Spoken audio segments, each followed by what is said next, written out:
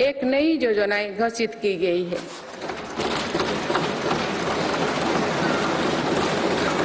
इसके तहत 1 करोड़ परिवारों को मदद दी जाएगी। इससे बिजली का बिल भी कम होगा और अतिरिक्त बिजली की खरीद विद्युत बाजारों में की जाएगी। परमाणु ऊर्जा के क्षेत्र में भी बहुत तेजी से काम किया जा रहा है। मेरी सरकार ने 10 नए परमाणु ऊर्जा संयंत्रों को स्वीकृति दी है।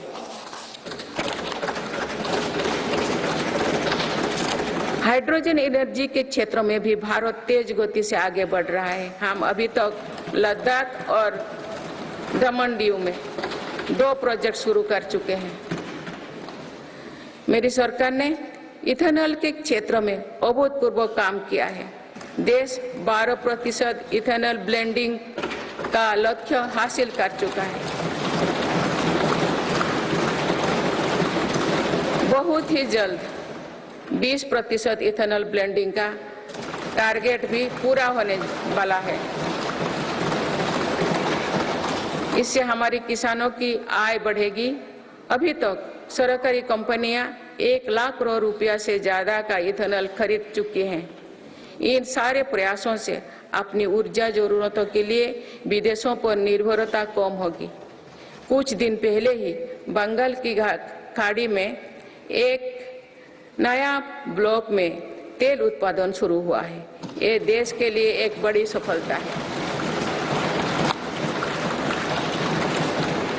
माननीय सदस्यगण, धरती पर महत्वपूर्ण खनिजों की मात्रा सीमित है। इसीलिए मेरी सरकार सर्कुलर इकोनॉमी को प्रोत्साहित कर रही है। भारत की पहली व्हीकल स्क्रैपेज पॉलिसी का लक्ष्य भी है। गहरे समुद्रों में खनिजों की संभावनाओं को तलाशना भी जरूरी है। इसी लक्ष्य के साथ डीप ओशन मिशन शुरू किया है। इस मिशन में अपने समुद्री जनजीवन के बारे में हमारी समझ भी बेहतर होगी। भारत का समुद्रयान इस क्षेत्र में शोध कर रहा है। मेरी सरकार भारत को दुनिया की एक बड़ी स्पेस पावर बनाने में जुटे हैं। ये मानव जीवन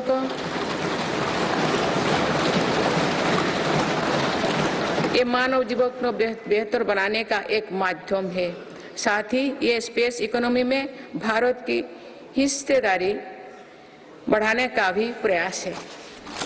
भारत के स्पेस प्रोग्राम के विस्तार के लिए महत्वपूर्ण फैसला लिए गए हैं। इसके कारण अनेक नए स्पेस स्टार्टअप्स बने हैं। अब वो दिन दूर नहीं है जो भारत का गगनयान स्पेस में जाएगा।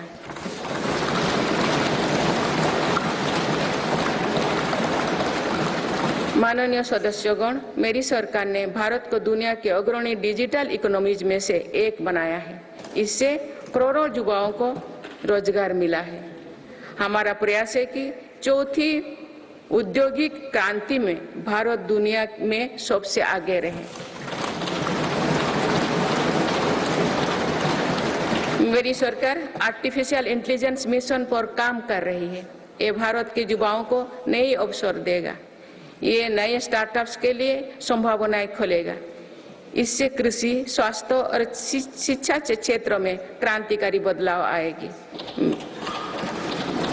मेरी सरकार ने नेशनल क्वांटम मिशन भी स्वीकृत किया है। क्वांटम कंप्यूटिंग नए दौर की डिजिटल व्यवस्था बनाएगा।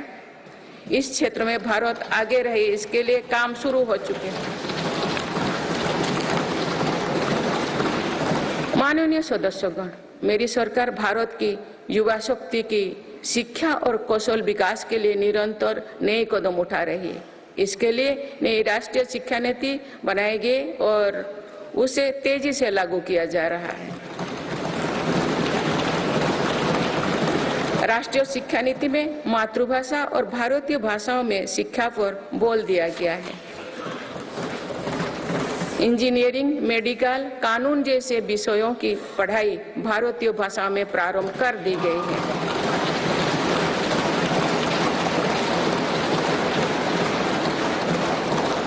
स्कूली शिक्षा में गुणवत्ता लाने के लिए मेरी सरकार 14,000 से अधिक पीएम श्री विद्यालयों पर काम कर रही है। इनमें से 6,000 से अधिक विद्यालय शुरू हो चुके हैं। मेरी सरकार के प्रयासों से देश में ड्रॉप आउट रेट कम हुआ है। उच्च शिक्षा में छात्राओं के दाखिले ज्यादा हो रही है।